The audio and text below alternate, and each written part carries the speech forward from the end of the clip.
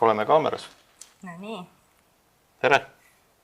Oota, me veel ei alusta. Ei alusta või? Ei alusta veel. Oota, ma võtkasin oma pabereid. Ma sain aru, et võib alustada. Ei, kohe alustame. Aga täna me räägime siis, et mida arvestada koera võtmisel. Alustame uuesti, mina ei oska niimoodi. Nii. Okei, vahet ei ole. No räägi. No ma ootan pingsalt. Millal tehakse siis podcasti algus? No teeme ilusti podcasti alguse. Tere, Marko! Tere! Tere tulemast meie teise podcasti ja täna räägib Marko meile sellest, mida siis arvestada koera võtmisel. Ja seekord siis valmistasin ilusti küsimused ka ette, et loodan, et sa oled valmis. Ei ole, kus ma valmis olen. No aga eks ma elan nad üle, ma loodan. No midagi hullu ei ole, et täiesti tüüpilised küsimused, mida olen märganud, et küsitakse. Et esimene küsimus siis, et kui inimene mõtleb üldse koera võtmisele, millest ta üldse peaks siis alustama? Et mida siis endalt küsida, mida läbi mõelda? No aga nüüd ma räägin siis podcasti täis kohe selle ühe küsimusega või võtan lühemalt? Ei, võta lühemalt. Mis küsimus oli, et mis siis koera võtad, et mis siis nagu saab või? Enne veel või? Enne muidugi, et oletame, et ongi selline pere, isa, ema, laps, soovivad esimest korda koera võtta. No, ega esimene asi on see tegelikult, et mina ütlen kõigile, et mõelge, kas teil tegelikult on aega ja tahtmist. See on küll minu esimene lause teile kõigile, et kes plaanivad koera võtta, et tihtipeale hinnatakse seda vajalikku aega, kuidas ma ütlen, ei hinnata õigesti, ütleme siis nii. Ühesõnaga, see uus pereliige võtab oluliselt rohkem aega. Õigemini, ta peaks võtma oluliselt rohkem aega, aga talle ei pühendata piisavalt aega ja siis võib seal kasvatuses midagi viltu minna. Esimene samm, et ta nii-öelda lükatakse kõrvale, et kasvab ise. Jah, ta kasvabki ise, aga siis ta õpib ka ise võib-olla mingisuguseid asju ära, mida te ei tahtnud, et ta õpiks. Et see oleks nagu esimene asi, aga selle peale tihti peale ei mõelda. Kas on need väljas käigud, et kõik need aega, need on igapäevase, neid ei saa jätta ära, see on kohustus, reisle minemine võib-olla, lähed kuhugi, tahad minna, selgub, et ei saagi minna, sest sul on koer, pole teda võib-olla kuhugi ka jätta, kellelegi anda, sõltub, mis ta iseloom on, kas saab seda teha. No need on kõik miljon küsimust, mis on esimesed asjad üldse, kui hakata koera peale nagu mõtlema. Nii loomulikult, et ega mina ka ju, mul on esimene koer, et ma ei osanud arvestada, aga ikka vihmatormi tule ja isegi kui oled haige, ikka lähed õue. No, midagi pole teha ja sellega tuleb arvestada. Aga minu jaoks ei ole probleem, et mina olen mina. Aga mul on jäänud mulje, et osadel inimestel tuleb üllatusena, et peabki käima väljas, kui vihma sajab või -25 on väljas, et ükskõik kui lühike saja, aga ikkagi tuleb väljas käia isegi selle suure külmaga, et võib-olla koera võib külm olla, kui karva pole tal, et on õhukse karvaga koer on ja tuleb sellega arvestada ja panna ka mantel selga, eks ole. Ei no loomulikult, ega kohe ei tule ju tegelikult selle peale ka, et kutsikas on nunnu ja ikka käid väljas ja aga siis, kui tulevad need kehvemad ilmad, aga teine küsimus on selline, et kui oluline on üldse valida tõug, mis sobib siis inimese enda elustiiliga, sest et tihti lugu ju vaadatakse, et fotode järgi või kellelgi on mingisugune hästi kihvt tõug, kas või border collie või mops või? No tegelikult on niimoodi, et tõul tänapäeval ei ole nii kriitilist tähtsust. Tal on tähtsus, aga mitte kriitiline tähtsus ja selle kohta on tehtud üks uuring, millest ma oma kursusel tavaliselt räägin. Seal olen sinna kaua lisanud, mis räägib sellest siis, et tänapäeval koeratõud on selles mõttes sarnased, et neil on küll oma eripärad, aga neil on ka ühisosa on rohkem kui eripära, ütleme siis niipidi. Ja pigem ma ütleks seda, et tuleb vaadata seda koera suurust ja seda jõudu. Loomulikult iseloomusel tõugu, aga ütleme nii, et sellele tõule omistatakse võib-olla liiga suurt osakaalu.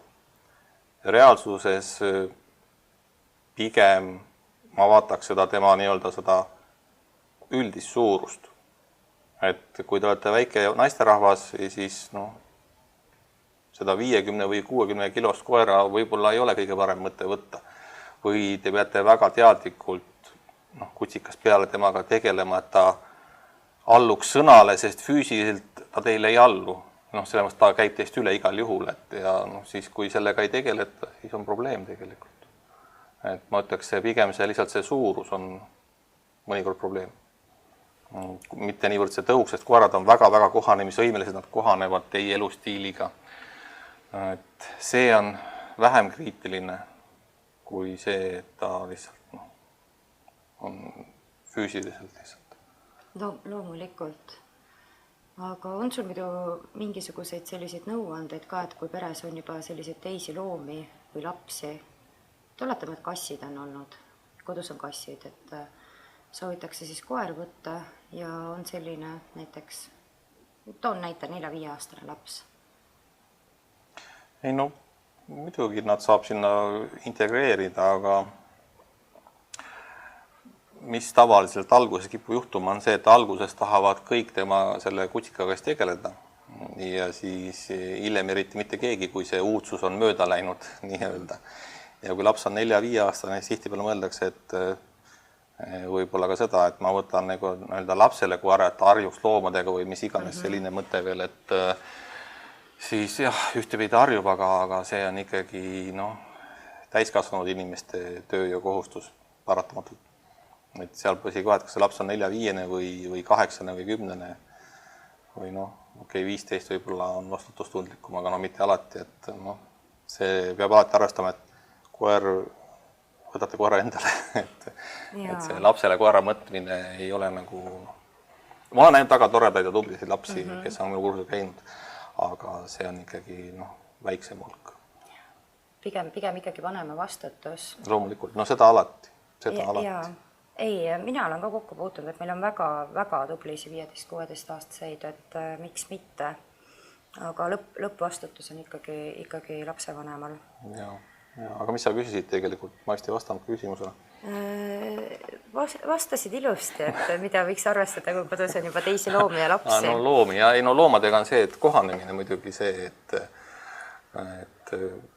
kõige parem on, kui ütleme, et on need eelmistel loomadel võib-olla kongikassid, et neil on varem ka oli koer, siis on lihtsam. Aga kui kassid pole koera kunagi näinud ja nad on seal ka võib-olla 4-5 ja siis tuleb see kutsikas, siis võimalikult kiiresti tutvustada ja kutsikas õpib ära kassidega elu. Kassidel pigem on sellisel juhul raskem. Aga kui võtate näiteks täiskasvanud koera või varjupaiaks võtate koera, siis on see palju keerulisem koera jaoks. Just seetõttu, et ta on juba suur nii-öelda ja tal ei ole seda kassiga olemise kogemust. Kui see saab väiksest peale tutvustada, siis ei ole hullu midagi. Loomulikult. Aga töö on ta igal juhul selles mõttes, et tihti peale suur töö ja ütleme nii, et näiteks võib-olla korterisse ma ikkagi 2 korda mõtleks, ma võtan mõlemad loomad eramaja seal, kus võib-olla ruumi rohkem või erinevad korrused, et saab vajadusel kass tihti peale elab siis üleval korrusel mõnda aega, et lihtsalt kõigil lihtsam. Mõttekohad, alati mõttekohad. Seda küll, aga ma mõtlen seda, et mis on sellised esimesed sammud, et kui kutsikas tuleb koju, millega peaks üldse inimene arvestama, kellel ei ole üldse varasemalt kokkupuudet olnud? Mida peaks koju ostma?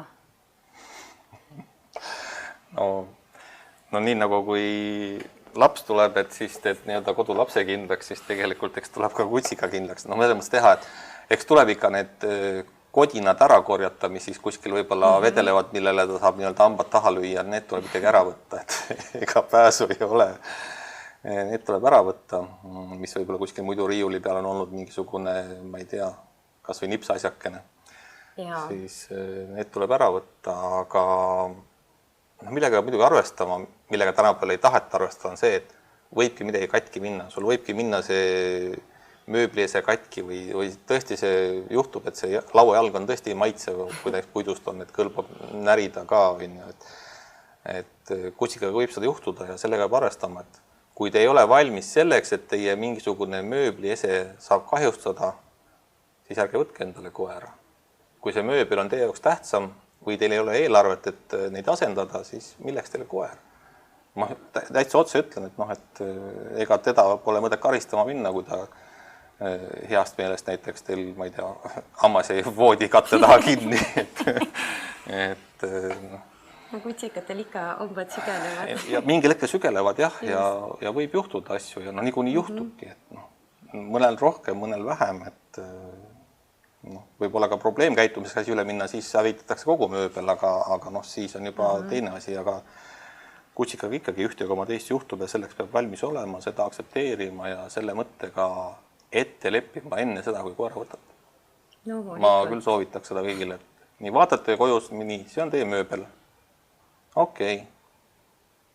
Mul on näed siin diivan, maksab võib-olla mitu tuhat eurot, ma pean selle ostma aasta pärast uue. Võib-olla naer läbi pisarate, aga mõnikord võib see olla reaalsus lihtsalt. Võib küll olla reaalsus. Ei ole, et nüüd nii-öelda kindel, et nüüd hakkab närima. Minul on vedanud, et mul koer ei närinud asju, aga paar pluusi läksid, sest et kutsikatele vaata need küüned hästi teravad ja hambad ka. Ja kui panid mingisuguse pusa, siis see küüs jäi sinna taha. Aga riided, need saab alati uusi soetada, et nendega ei ole midagi, aga lihtsalt et arvestada, et kõike võib juhtuda ja lihtsalt jälgida. Selles mõttes, et kui teil on selline olukord, kus ta tõesti närib kõiki ja kõiki, siis teil on probleemkäitumisega koer juba ja siis on midagi valesti läinud, aga lihtsalt see mingisugune väike mõningane närimine seal kutsikaperioodil on normaalne, aga mitte pidev ja kõike, et see ei ole normaalne. Ma siinkohal selle täpsustaks nagu üle. Jaa.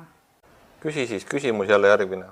Ma muidu satun juba lähen stressi, et nii palju küsimusi on, sa loed mulle küsimused ette, ma muudku vastan nagu. Ma mõtlen, mida küsida, mida mitte. Aga kuidas aidata koeral harjuda uue keskkonna ja inimestega? Uue keskkonnaga harjumine on selles mõttes ühtepidi lihtne, teistpidi keeruline. Kõige parem, kui anda talle lihtsalt rahulik aeg kohanemiseks. Nädal-paar oleks väga hea, kui ta saab olla rahus, et ei ole neid külalisi, kõike seda siginat-saginat, mis tavaliselt tehakse, kui tuleb uus pereliige, kõik tulevad teda vaatama, et seda probleemkohta tegelikult vähendada seda või õigemini lausa eemaldada see probleem koera kohe uuest elust nii-öelda, et ta ei satu täiesti paanikasse, sest tal on tegemist sellega, et ta pole kunagi käinud tõenäoliselt kuskil uues kohas või väga tõenäoliselt kuskil kaugemal oma sellest nii-öelda, kus kasvataja teda kasvatas seal, et võib-olla seal hoovis või asjas on ringi jooksunud või midagi sellist, aga võib-olla veel natukene kuskil käinud, kus kasvataja on ta võib-olla turvaliselt viinud, aga täiesti uus keskkond, ühtegi tuttavat inimest lõhna ei ole, siis kohanemisaeg ja selle andmine on hästi oluline. Ma kuulsin seda, et sina täiesti ise taipasid seda anda korrale. Täiesti juhuslikult. Ei olnud mitte kuskilt kuulnud sisetunde järgi, et täiesti teadlikult 2 nädalat mul ei tulnudki mitte kedagi külla. Et mis ma nüüd tahtsin öelda, issand jumal. Ma hakkasin nüüd mõtlema tagasi, et kui ma üldse koera võtsin, et mul läks täitsa mõte ära praegu. Sellega nii kui sa välja mõtled, mul tuli üks asi meelde veel seoses. Sellega oli see, et tegelikult mis iga tihti tehakse, on see, et te nagu üritate oma elu siis muuta, tegelikult teie elu läheb samamoodi edasi, kutsikas tuleks sinna ellu nii-öelda sisse integreerida. Ei, just, et kui mina võtsin nagu koera, et teadlikult siis 2 nädalat ei lasknud mitte ühtegi inimest, mitte ühtegi külalist külla, et ma lasin tal tutvuda, sest et mul endal selline, kuidas ma ütlen, talupoja loogika ütles, et kui ma ise satuksin täiesti võõrasse keskkonda ja mul ei olekski kogemusi, et ma ise ka ju ei tahaks, et kõik nüüd tuleksid paitama mind ja et kuidagi sellise loogikaga selle peale tasub mõelda, see on väga oluline punkt tegelikult, et me viime koera niipea, kui ta meile saabub, täiesti pöörasesse olekusse, ta ei suuda kohaneda, käivad mingid täiesti võõrad inimesed, võib-olla ka veel palju lapsi, eks ole, võib-olla igast asju, võib-olla enda lapsed, külla tulevad lapsed, kutsikat vaatama, kõik see, et sellist asja peaks oluliselt vähendama tegelikult. Et see on esimene samm, kui kutsikas saabub. Ja muidugi need tavaline eluolu, kui potigaas kukub maha, siis see ei ole maailma lõpp. Kui meie hakkame käituma nii, et see on maailma lõpp, oi, ega sa ei ehmatanud, siis on koeral varsti probleem käes. Et need tavalised eluhääled, midagi koliseb, midagi kukub, midagi muud tehakse, see peab olema tavaline, et harjub nendega ära, et ei ole midagi erilist.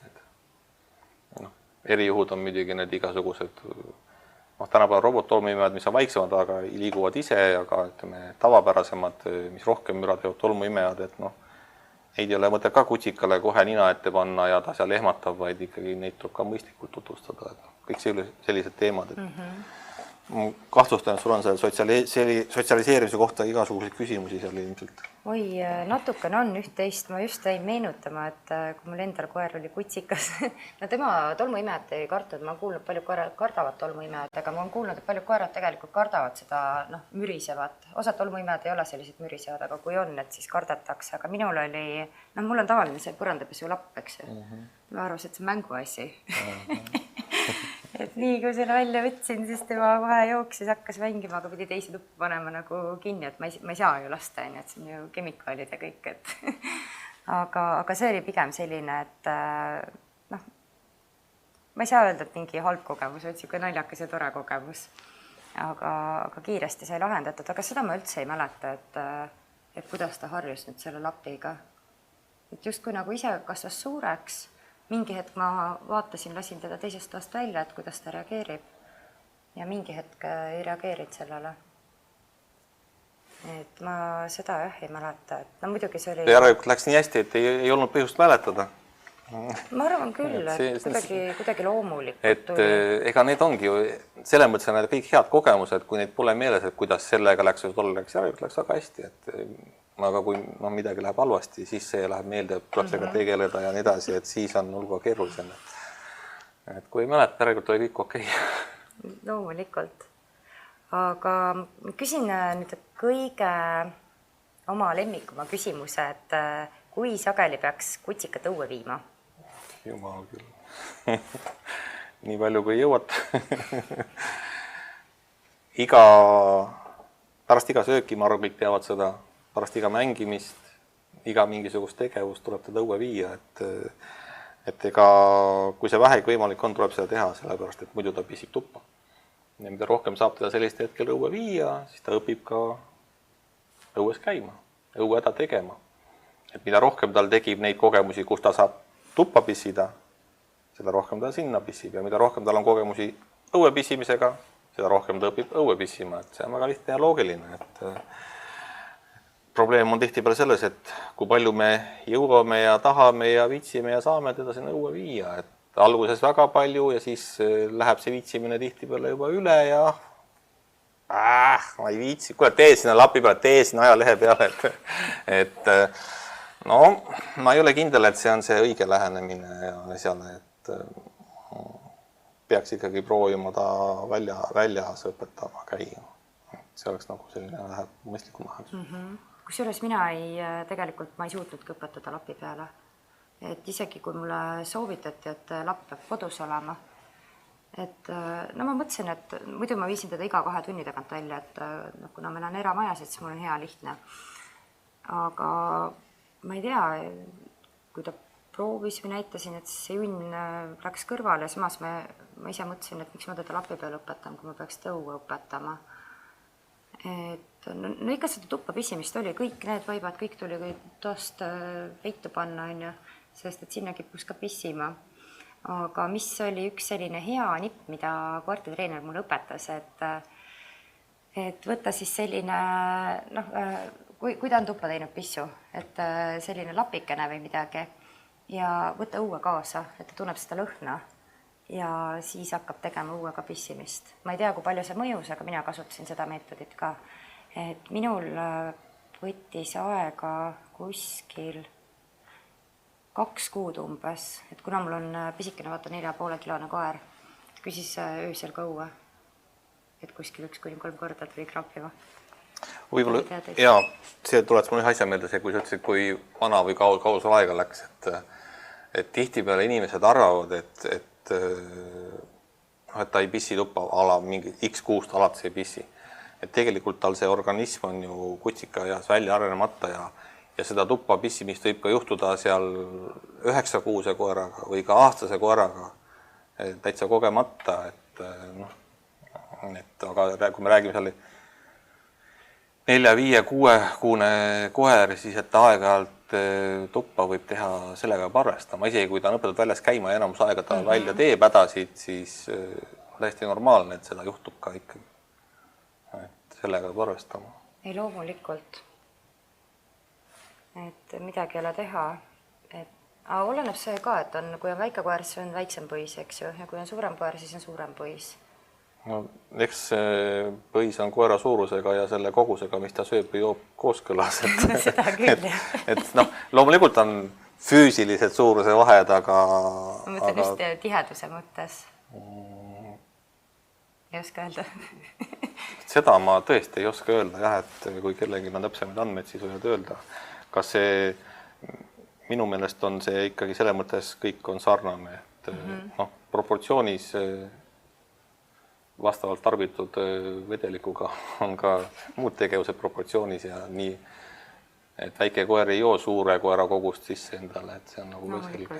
Või et suurem koer tahab rohkem juua kui väike, et see on ka selge, kuna ta vajab rohkem seda vedelikku.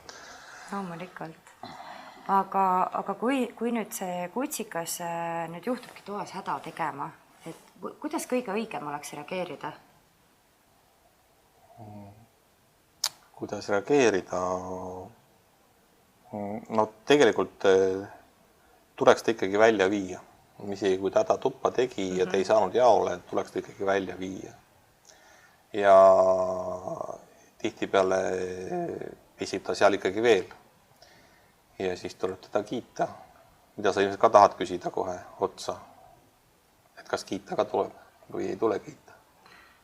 Mina kiitsin, ma ei tulnud selle peale, aga kindlasti tuleb kiita. Ja, tuleb kiita, jah, et tasub kiita ja mis ma tegelikult ütleks selle, et mis hetkel kiita võib-olla, et kui ta teeb oma häda parasjagu, siis ärge hakake teda poole häda peal kiitma selles mõttes, et võib-olla oht, et häda jääb katki, sest oi, ma olen juba tubli ja just nimelt, aga et see liiga vara ei kiida, et ta saab oma häda ära teha ja siis võib seda kiita, et pooleli ei jääks nii-öelda. Et selle häda lõppemise hetkel just, kui näed, et tehtud, vaat siis on see õige kiitmise hetk, et muidu jääb pooleli. Loomulikult.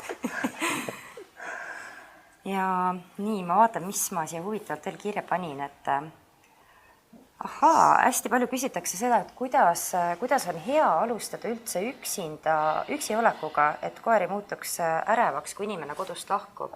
Sest et ühel hetkel ju tegelikult koeraomanikud seisavad silmitsi sellega, ka mina täpselt samamoodi, et kui ma läksin õue, siis ta hakkas nutma. Ja seal sellega tehakse ka tegelikult hästi palju neid vigu. Et kõige lihtsam ja parem soovitus, mis ma saan anda, on see, et kodust ära minemine või üldse uksest välja minemine peab olema täiesti loomulik tegevus. See on elu iga päeva osa. Niipea, kui sellest tehakse mingisugune sündmus või üritus, ma lähen nüüd ära, sa jääd nüüd üksi, ma ei lähe kauaks, ma lähen ainult poodi 15 minutit. Niipea me oleme loonud juba probleemi. Et esimene asi on see, et mida normaalsem on see, et inimesed käivadki ära ja tulevad tagasi, seda parem see on. Et me ei tee sündmust ei lahkumisest ega ka saabumisest. See on kõige parem ja kõige lihtsam soovitus, mida ma saan anda. Et sellest tuleks alustada tegelikult. Seda küll. aga siin on ka mul koeraomanikuna hea toores nipp, kuidas mina harjutasin. Mul koer hakkas nutma, kui ma läksin uksest välja. Nii, kuulame. Kui ma läksin uksest välja, ma panin ukse kinni, ma ei läinud ära, aga algust lasingi 5 minutit tal olla ja nutta. No endal oli paha tunne, mul süda tilkus verd, aga midagi ei ole teha. Ja ma pikendasin seda aega ja kui oli juba 15 minutit täis või isegi 30 minutit, ma ütlen, sest juba nii pikka aega möödas, siis ma nagu päriselt läksin poodi või niimoodi, et ta oli üksinda. Sest et varasemalt oli alati keegi kodus, on ju. Et ta täiesti üksinda ei olnud mitte kunagi olnud. Et selles suhtes seda küsitakse ka päris palju.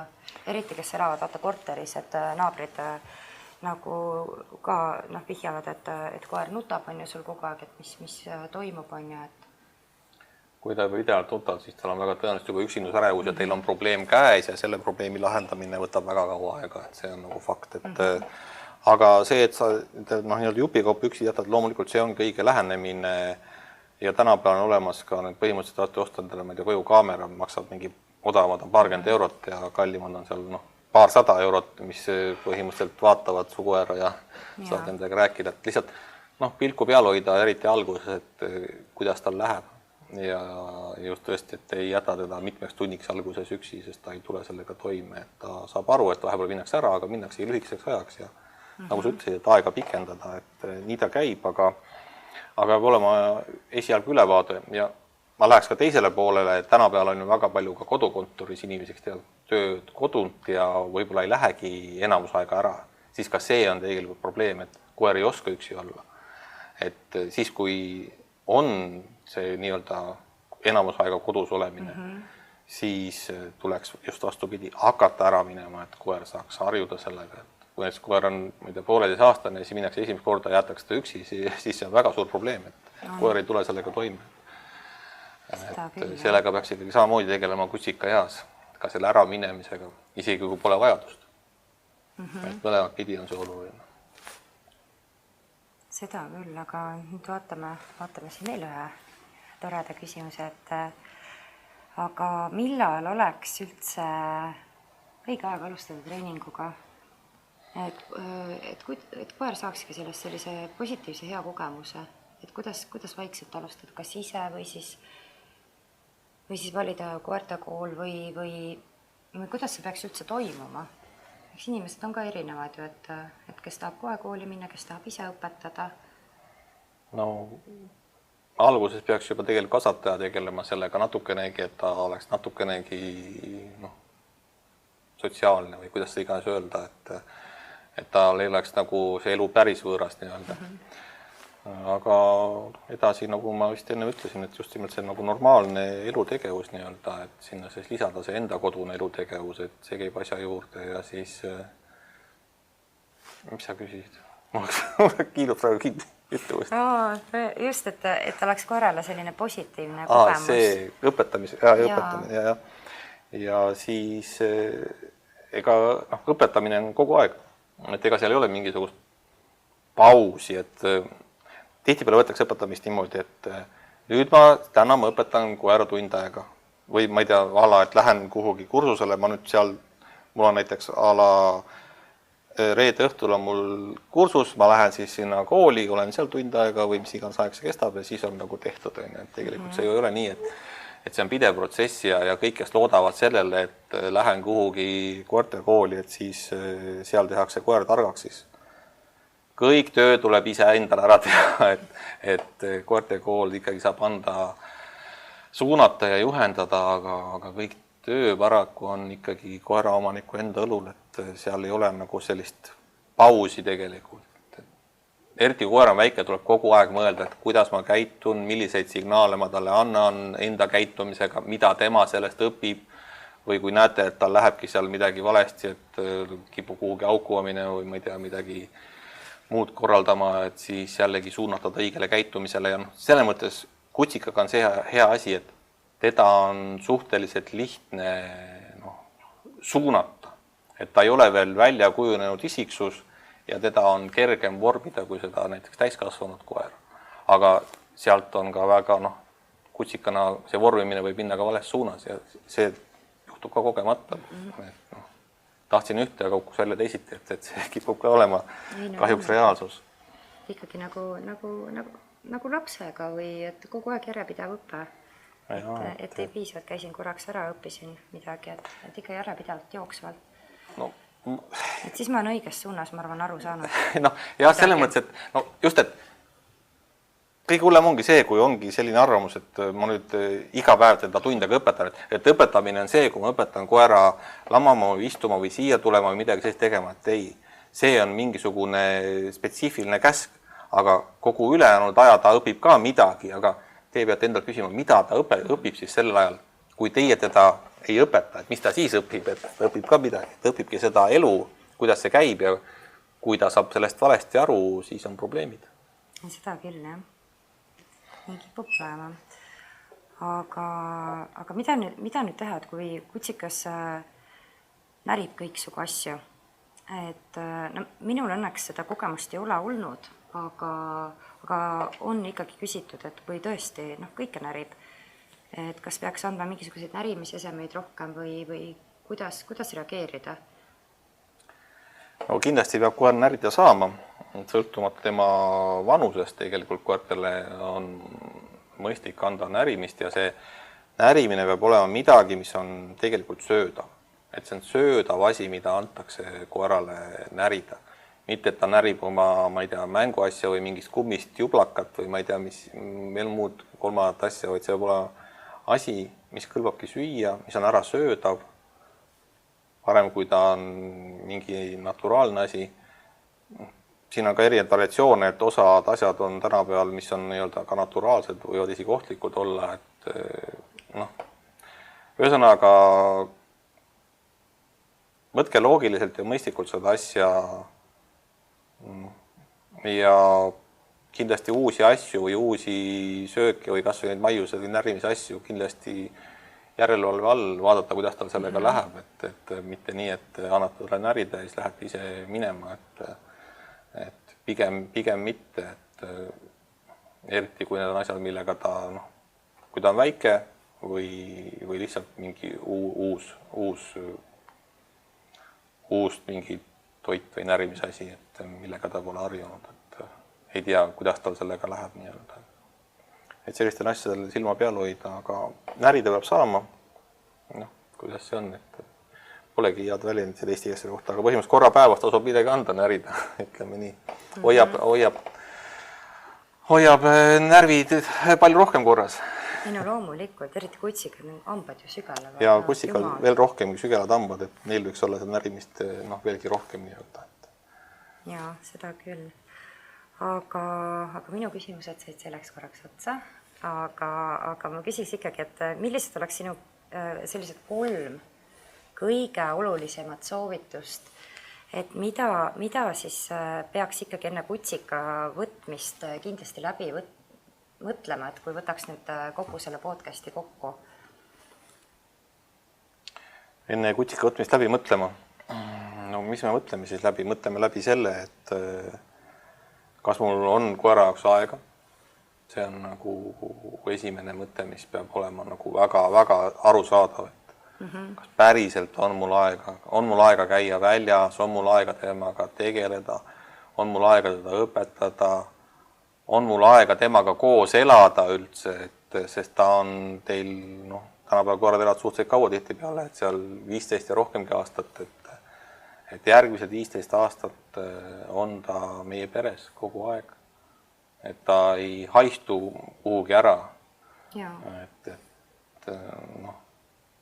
Tihti on see, et siin sotsiaalmeedia mõjul inimesed näevad seda, ma ei tea, kutsika iga, et paar kuud on hästi nunnu. Aga mis siis saab? Aga ta ei lähe kuhugi ära, ta on teie koer.